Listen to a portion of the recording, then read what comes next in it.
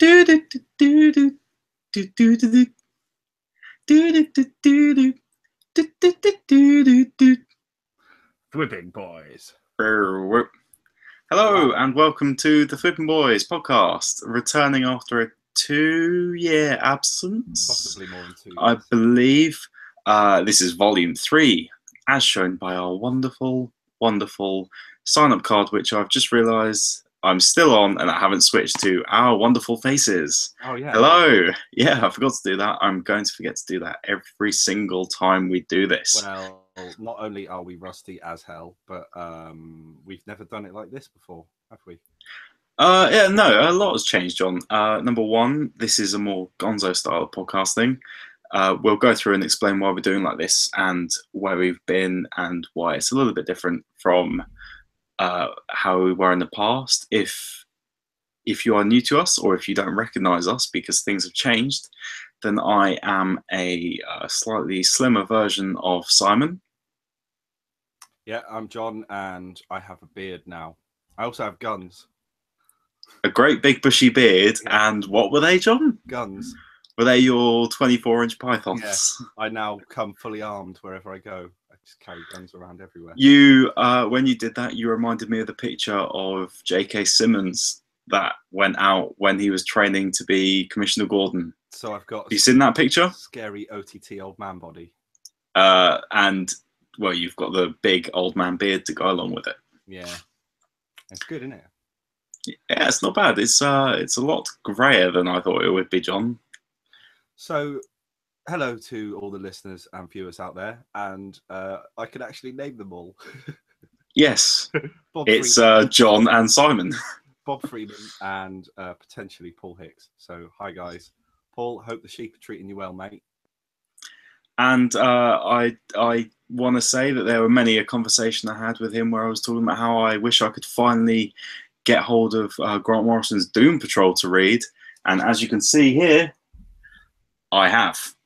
Is there only 3 volumes in that?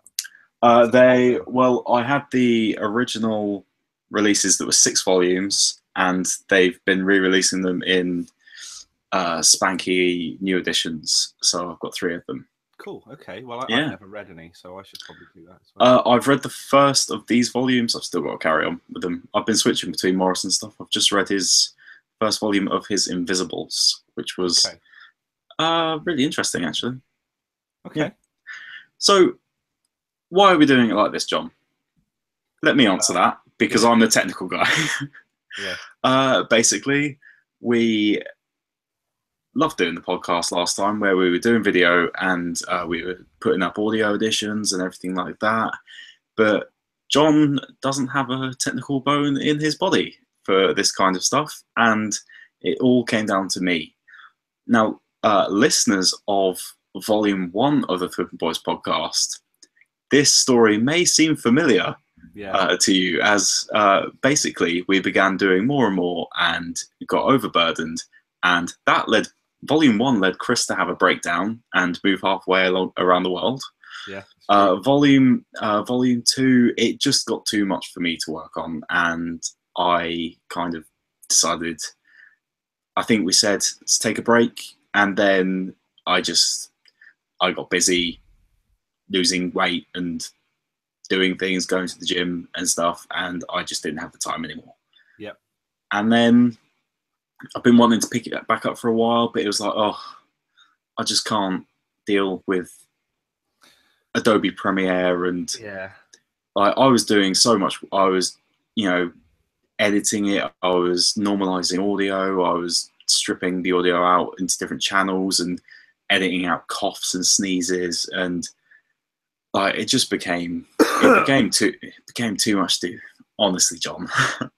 So what we're going to do now is we're just going to do Google Hangouts talks, and it's going to be a very stripped down version, warts and all. There are going to be times where we're probably just going to be like...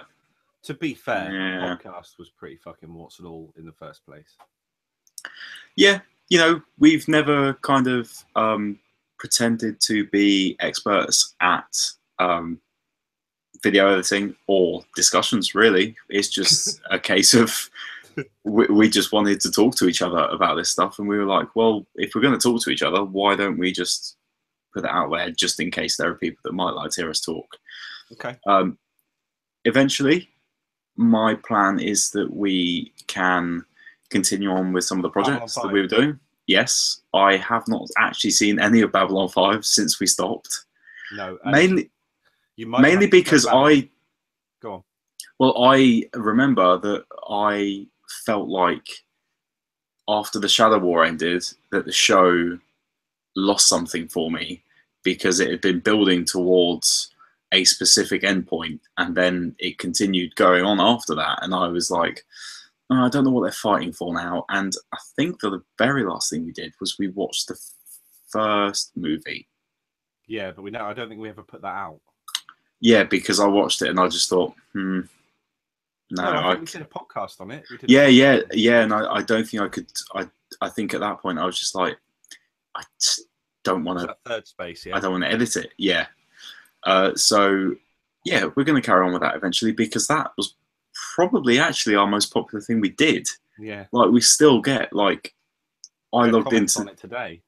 I logged into the Thwipping Boys Gmail a couple of weeks ago, and I saw that there's, someone from like Russia or something was talking about us doing it and asking when we were going to pick it back up. So yeah, we're definitely going to carry on with that, and it'll be nice to have a reason to continue it and stuff as well. Yeah. Well, we were going to talk about some of the geekier stuff maybe that we thought was of note of the last couple of years, and stuff that we might have been into and doing ourselves and stuff. But I haven't done very much. I'm so far behind on everything. I'm still watching Walking Dead, still watching Game of Thrones. Pardon me. I don't watch any Agents of S.H.I.E.L.D. anymore. And I know it's got better, I think, but the last season was the best season, and it was one of my favourite seasons of TV last year. That's cool. Okay, well, it honestly was. That. What else haven't I watched? Well, I don't really like the Marvel Netflix shows. Yeah, Defenders. Luke Cage's biggest problem was that it. Do you mind me? Have you seen Luke Cage? Do you mind me? Right. I don't spoil it. Luke Cage and don't spoil it. And Defenders I haven't seen. Don't spoil it. I will get around to it at some point. So I'll just say that Luke Cage's biggest problem was it stopped being the thing that was making it interesting for me. It was no longer interesting in the second half of the series. Iron Fist was awful, and Defenders. I'm just watching Defenders and I don't care about the story. Yeah. Because the Hand has just been boring, throughout the whole. They ruined Daredevil season 2. Like, the only good thing about Daredevil season 2 was the Punisher. Yeah.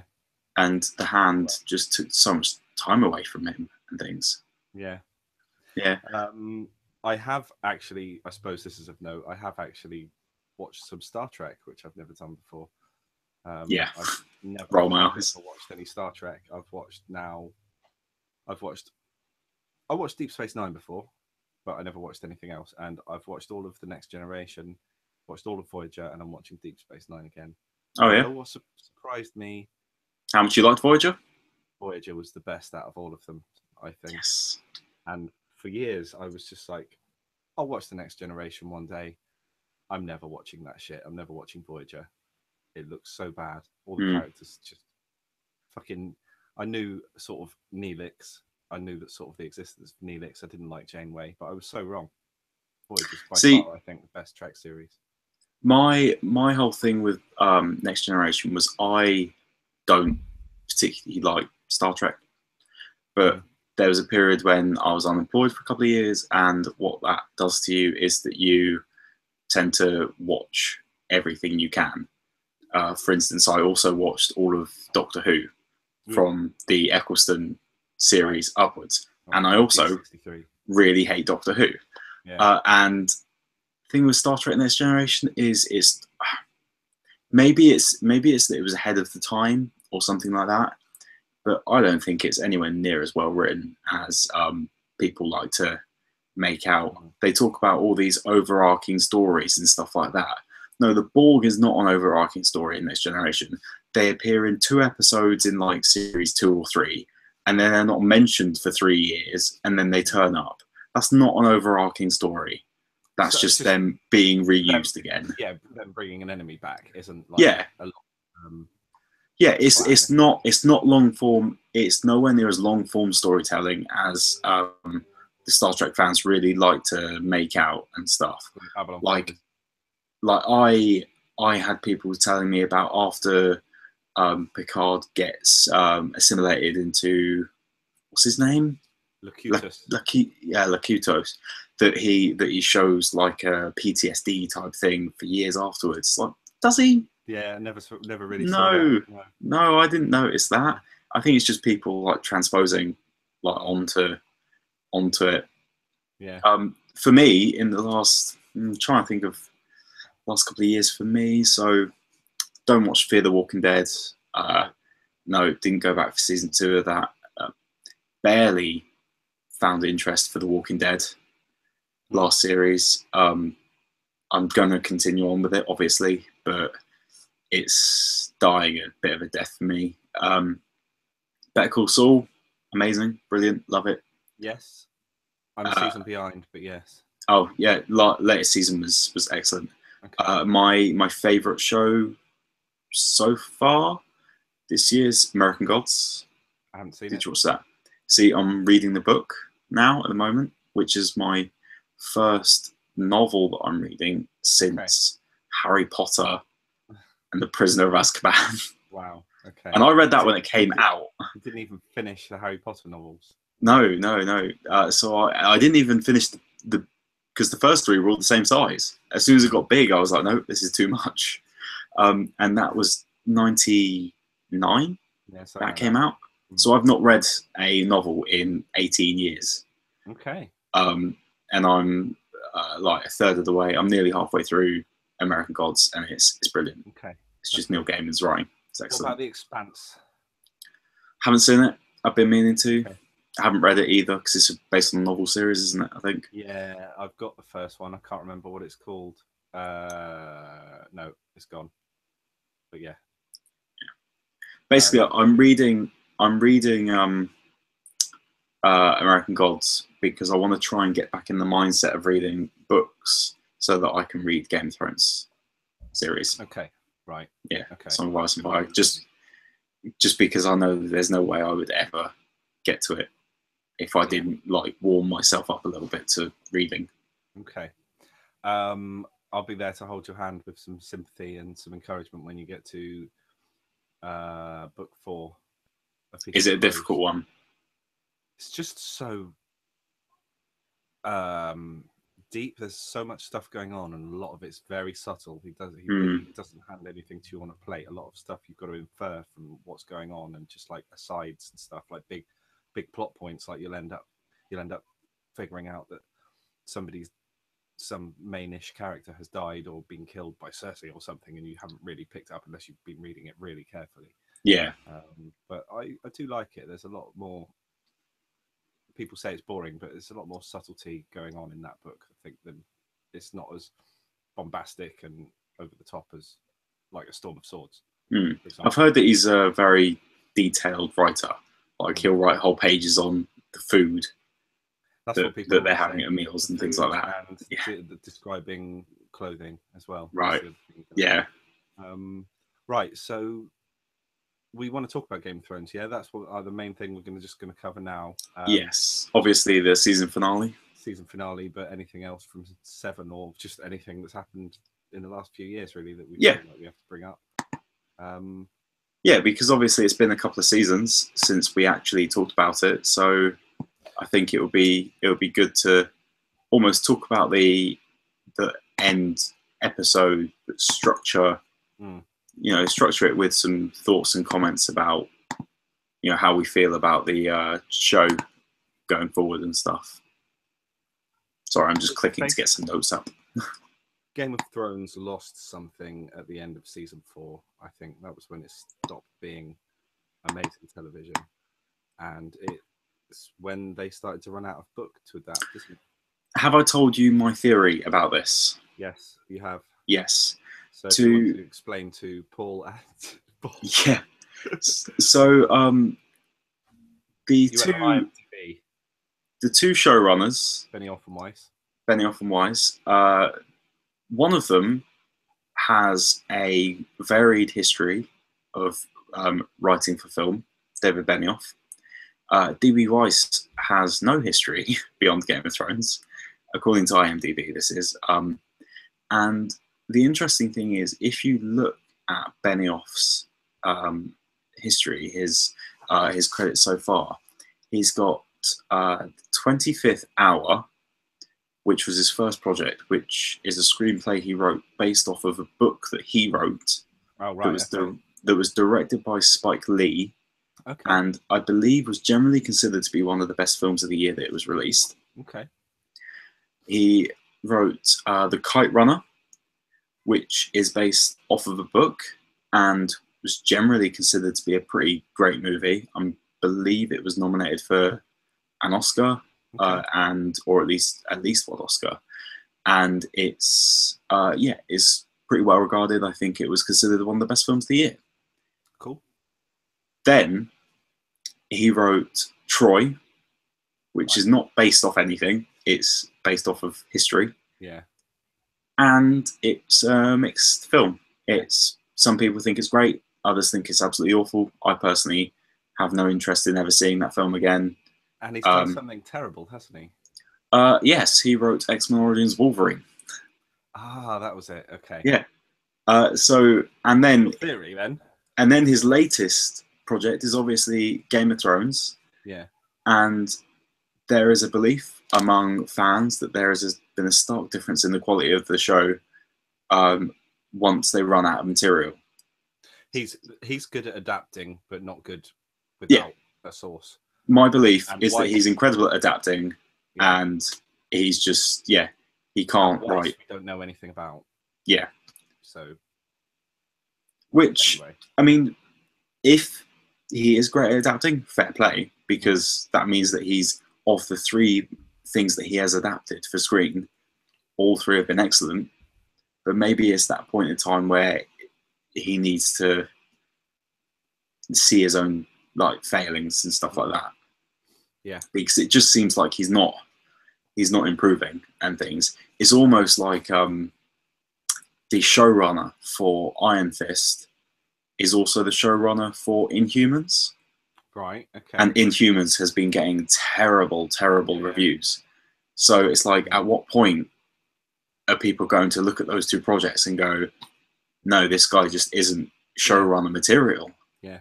And stuff. So maybe, I believe that the quality of Game of Thrones has dropped, and it's purely because they were great at adapting the material they already had, but not creating their own. I don't think most people share that view. I think most people have thought the last season is amazing.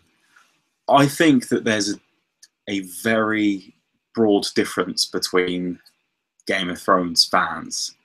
There are those that are in it for the spectacle, for the dragons and destruction and death, and the adult nature of it. And there are those that are in it for the fact that it's a deep adult fantasy. It's a fantasy world that we've never seen before on screen. Fantasy has never been treated this seriously and dramatically. Yeah. So I think that you've got those two you've got the casual Game of Thrones fans, which even casual Game of Thrones fans are still obsessive. Yeah. You know, my friend would never think of reading the Game of Thrones books, but he will talk about all the theories and everything like that. It's just something people do now. But he is in the pack of people that love this series for the spectacle of it, whereas I thought that it really went downhill a lot this series. Yeah, no, I agree. Do you want to talk about this episode then? Yeah. Where do you want to start? Well, should we start? Obviously, the main story of the episode was the Dragon Pit stuff. I thought that this overall, so when I said Dragon Pit stuff, obviously I'm talking about Dragon Pit and King's Landing stuff in general. Yeah. I thought that this worked really well in kind of in dealing with a lot of issues in a short amount of time, all in one go. So you had like the unresolved thing with the Hound and Brienne. You had Pod and Tyrion, you know, coming together again. Tyrion and Bronn again. You had Jaime and Brienne, and you had the Hound and the Mountain. Cersei met Daenerys for the first time. Jon went south for the first time. Obviously, Jon only spent about half an hour. Don't you think below fucking hot sometimes? I know. In King's Landing with all that fucking with all the thickness of fucking with all the fur on it, like that, held up almost as high as his head. Oh my god! Yeah, because when you consider that King's Landing's supposed to be like Spain, it's supposed to be a Mediterranean. Well, no, Dawn I think is, but I think King's Landing's definitely quite warm compared to. Dawn might be like King's Landing might be like south of France. South of France. And then Dawn is like Spain. Dawn's like southern Spain, Morocco type thing. Yeah. Okay. Yeah. Either way, he's still going to be absolutely like sweltering in that heat. Although winter has arrived at King's Landing, so maybe not. But it is funny when you see him basically bathed in sunshine with just these fucking furs on. Yeah. There was only really one bit of this whole segment that I didn't like, and it was the Euron stuff. Now, what do you think of Euron? I don't know. He's very over the top. He reminds me of Sabretooth from X-Men Origins Wolverine. Yes. I don't have a particular problem with him. I mean, we know he seemed omnipresent this season.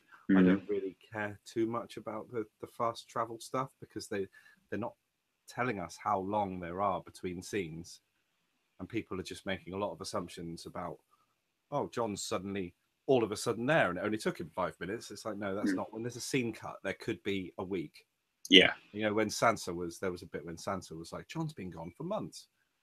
And people were like, well, he was in Winterfell 3 hours ago. Yeah. The people in Winterfell wouldn't begin questioning John's dedication to being king if he'd been gone for a day or something like that.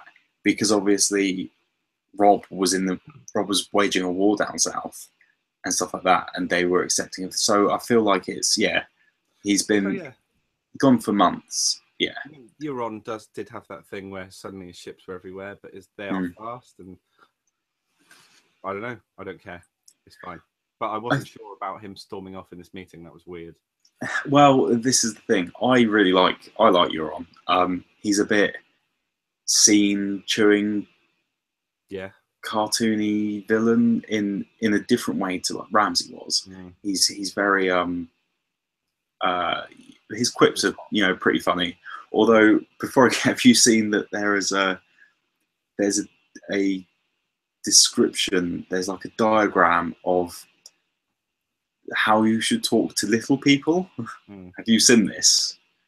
Like there's a diagram going about from I think it was from like years and years ago of how you should talk to little people, and you shouldn't stand up straight. You should like kneel down, like lean down and stuff like that, so you're at eye level.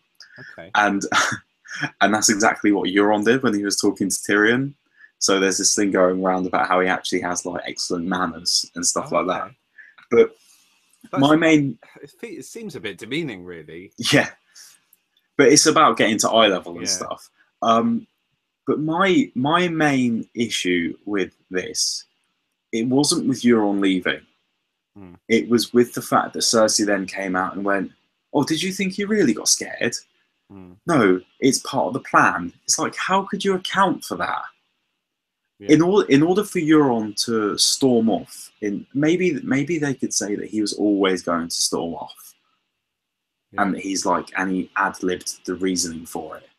But it just felt like one of those situations where it's contrived there, and it was representative of a lot of the things I'm slowly getting darker in my room because the sun's going down. Yeah. But it's very representative of this series for me, in that this series, more than any other, started making decisions because it's a TV show. Mm.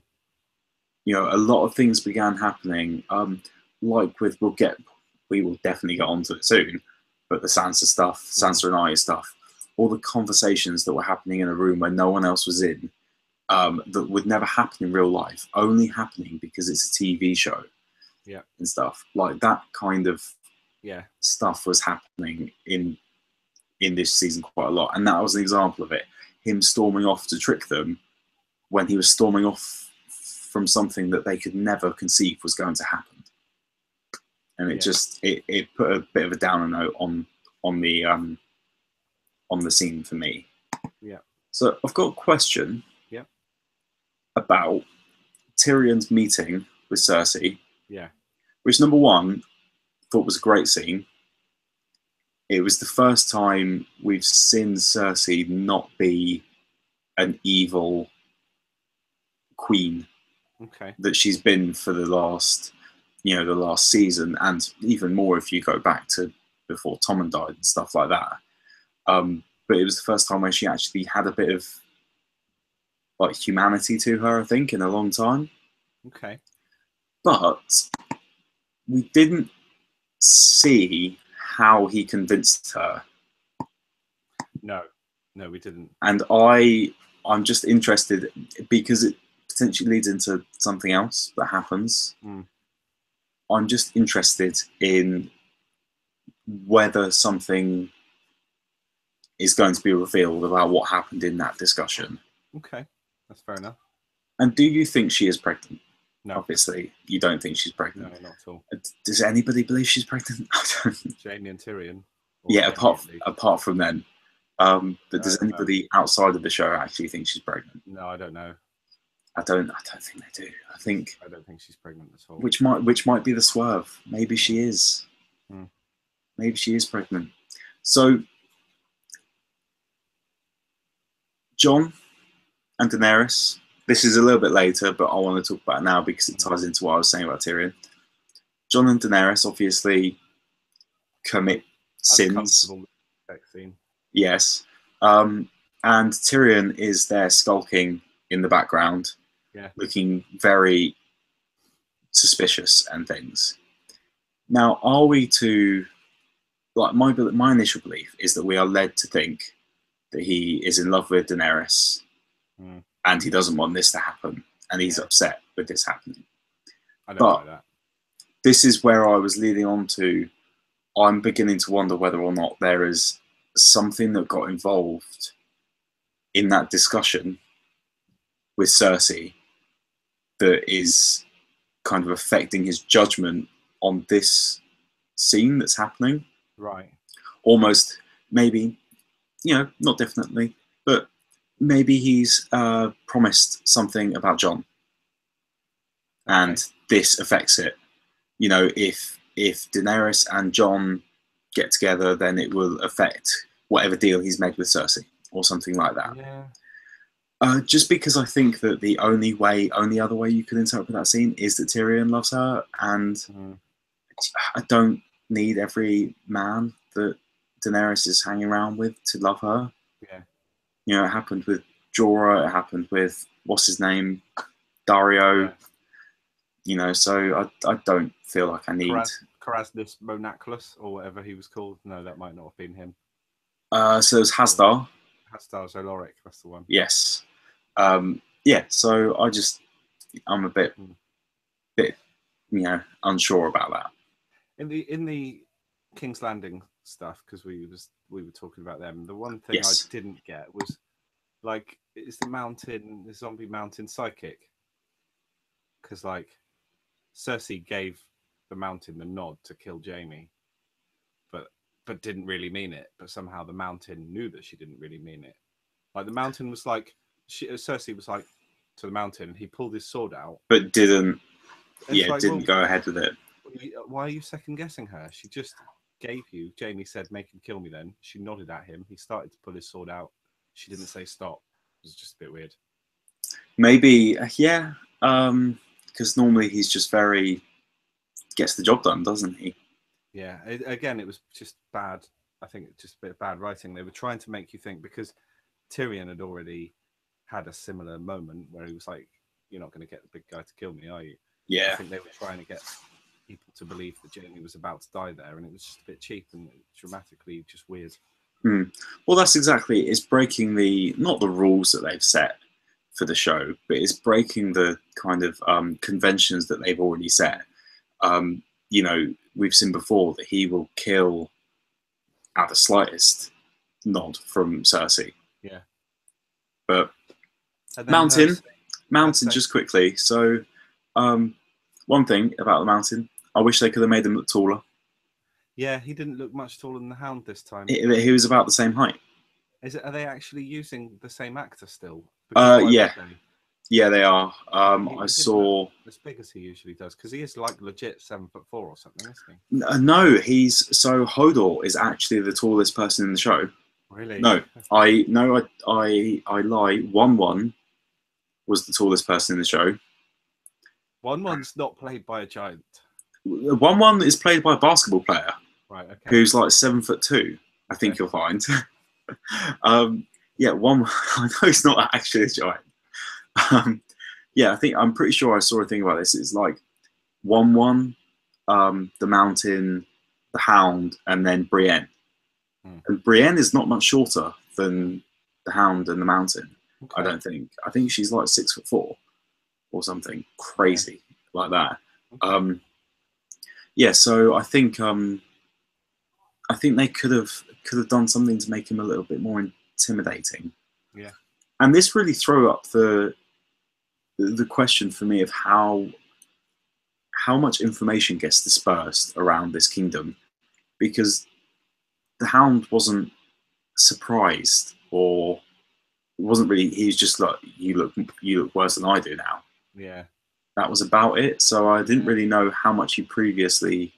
No, I can't had knowledge of it. Time, but I don't imagine that's the kind of thing that he would have heard about. No. So, it just looked a bit. It was just, but there was a semblance of recognition, wasn't there? So that the Mountain isn't just some mindless killing machine for Qyburn and for Cersei. Yeah. I mean, what else is there with King's Landing and the Lannisters and stuff? I mean, there was, again, going back to Cersei, there's like, don't you dare leave this castle, that'll be treason. And then Jaime just goes.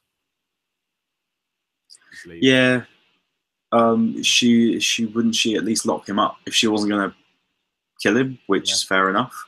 Would she not at least lock him up? Or keep tabs on him, make sure he can't leave. Yeah. Yeah, he just, next scene, he was just going. So, right, bye. See you later. Okay. Yeah. So we had Theon deciding to ironically grow some, and then go and find Yara with the rest of the Ironborn. Don't really care about this. No, I mean, I've forgotten about that, actually. It looks like it's the only subplot for next season that's actually been set up so far. Yeah. We had, what else did we have? So we had all of the Winterfell stuff. What's been your thoughts on the Winterfell story this season? I hated it. They have basically, they wanted it to be a big swerve, and it wasn't, because everyone knew what was going to happen, even though they've set it up really badly. Yes. And basically there are things that have happened that we are not party to, that they haven't hinted at, that they did a bad job of telling us about. There must have been other scenes. It's just, I've found it really annoying. Everybody has. Yeah, I totally agree. So the only thing I can assume is when Arya was threatening to kill Sansa a couple of episodes ago, I can only assume that was a genuine conversation. Not that she was genuinely going to do it, but she was almost showing that she is able to. I mean, I think it was a genuine. I think it was genuine. They weren't doing it for the benefit of anyone. And then some things, Sansa, whether Bran had a word with her or what, whether she went to Bran and said, "What's the deal here?" I don't know, but they didn't. They just did such a bad job of setting it all up, and then making out that it was some big swerve when everyone already knew Littlefinger was going to get it there. I think. Yeah, I think that it's probably the second worst story that they've ever done in this show. After Dawn. After Dawn. Yeah, I think everybody is well and truly on the same side that was the worst thing. Really anticlimactic death for somebody who's been such a big major player for the whole. He really deserved more. Deserved a bigger role there. Yeah. But I'm going to use that to ask some questions. Okay. So the first thing I'll just say, I agree with you that it's been pretty awful story so far. I think that they've done pretty much the disservice to all of the characters. Sansa, I think that it's strange that they've been making her question her loyalty to a lot of things when she knew in her heart that she's always been loyal and stuff like that, even though when she was younger, she was trying to be, she wanted to be a princess and everything like that, but she's obviously grown and changed. And then getting to that point where she was beginning to question like whether Jon should really be, the King of the North and everything. It just didn't feel like it. Yeah, it didn't feel like the same character. And Arya has totally changed from the last episode of the season. People saying that she trained with the faceless men. Did she? I mean, when she left the House of Black and White, that's what it's called, isn't it? Yeah. When she left the House of Black and White, she did not seem particularly well versed in even sword fighting. It didn't feel like there had been enough progression throughout that story for Arya to suddenly turn up in season 7 and be this expert assassin, and more than that, like remorseless killer. Like she slaughtered. It might be a little bit different for the phrase because she may have taken some joy from killing them because obviously she was there when Rob got killed and she saw what he did to his body, what they did to his body and everything. But there was no. She felt cold and emotionless when she killed Littlefinger, and we haven't seen her get to the point of being cold and emotionless. She just wasn't the end of season 6, and then she was at the beginning of season 7. Yeah, and we never saw her even. We never saw her even practice the face changing. In season 6, and then suddenly she's an expert at it. Don't even get me started on the rubber masks. That's the whole time. As soon as I saw Jaqen change for the first time, I was like, I wonder how he does that. And I was like, it's not gonna be a rubber mask, is it? And then as soon as she began training with Jaqen, it looks rubber. It looks like a fancy dress mask. As soon as she pulled them out, what did I say to you that it reminded me of when Sansa pulled it out of the bag? It reminded me of the scene in The Mask where someone plants a fake rubber mask on Jim Carrey's character, and the cops find it and stuff. It just looks fake and cheap and cheesy. And when you've got a fantasy world that has magic in it, I can't believe that's the best that you can do. Especially because they don't have to follow the books now. They could come up with anything their heart could imagine. So she can't change her face at any time unless she's literally got another face like in her pocket. Yeah. Or in her bag. She has a bag full of faces, otherwise she can't change faces. That is really daft. Yeah, and I mean, how does it work into like the voice and the body shape and everything like that? It was a really underwhelming reveal, really, of Sansa finds out that she's this face-changing murderer by finding some faces in the bag, and her reaction to it was strange as well. Like Sansa's reaction, like it was almost like, why is that the conclusion that she would jump to? Yeah. If I found some rubber faces in your bag, I would ask whether or not you're an impressionist or something. Yeah. Like maybe she went to Bravos to learn to be in the, you know, the pantomime with Kevin Eldon and stuff. Yeah. You know, I just thought that was terrible, and the fact that I agree, it was a really bad way for Littlefinger to go out.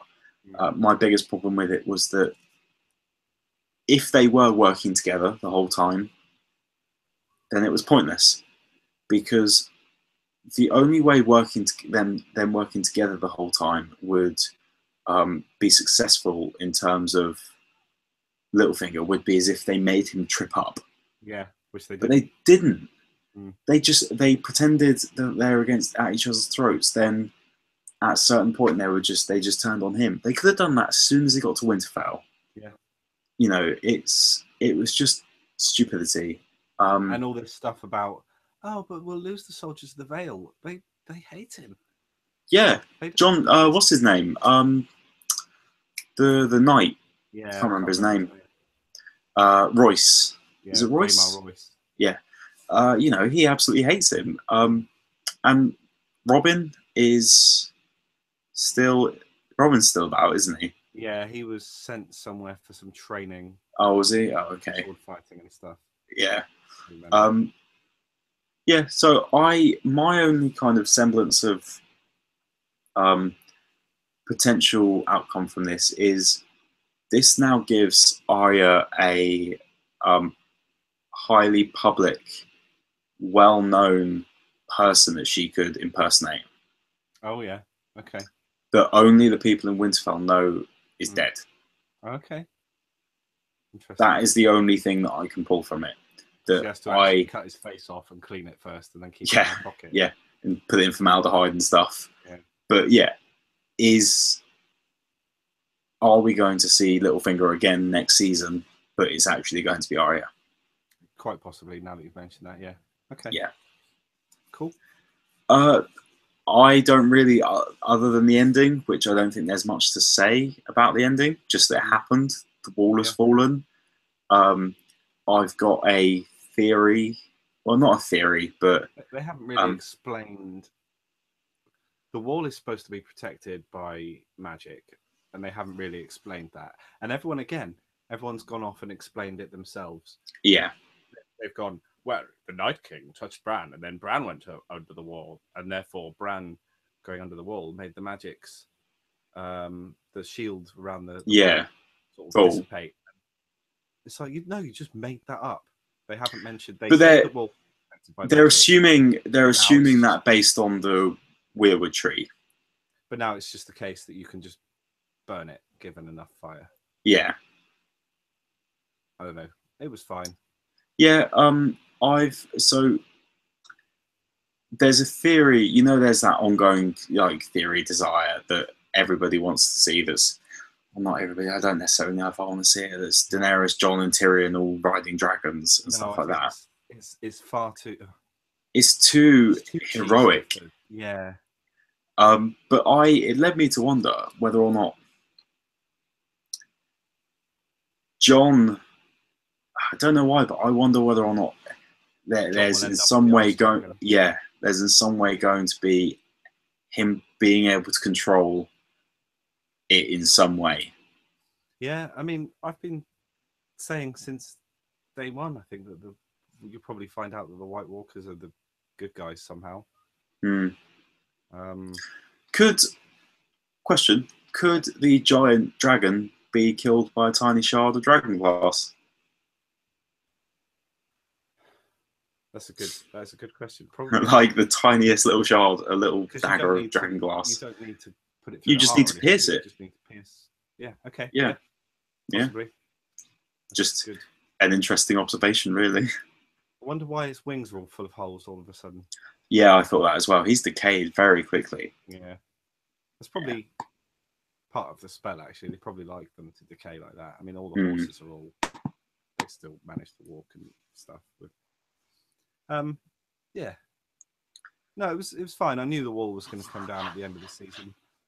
Didn't expect it to happen quite like that.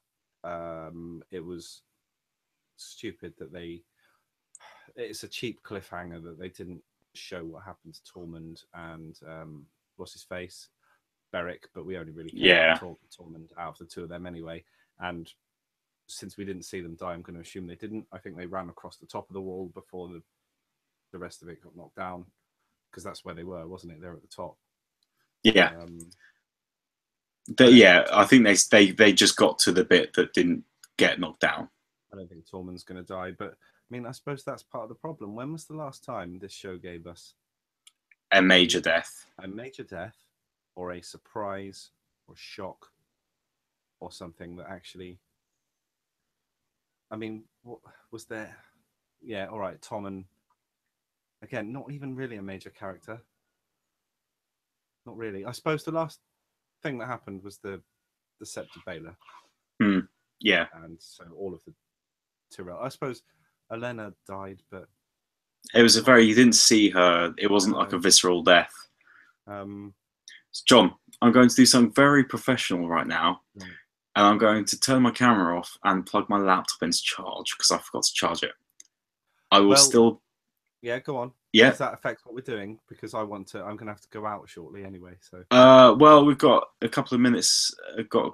Left. If there's anything else that you want to say, or we can end the chat now. I mean, I'm slowly disappearing into darkness. No, that's fine. I do need to get ready to go out. So yeah, sorry. It's been a bit rusty. It's been a while since we did this.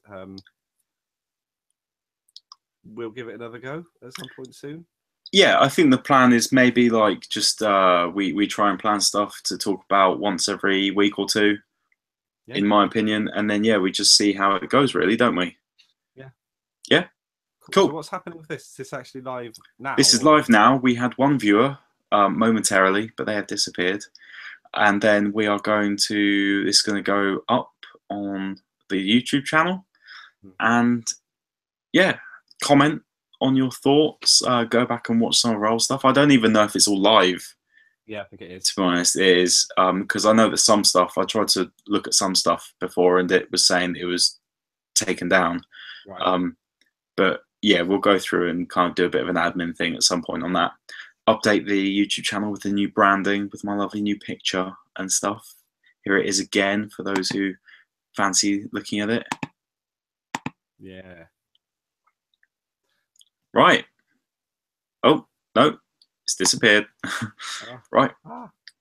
Well, thank you for listening. And if you want to get in touch, then you can comment on the YouTube comments below, or you can email us thwippingboys@gmail.com.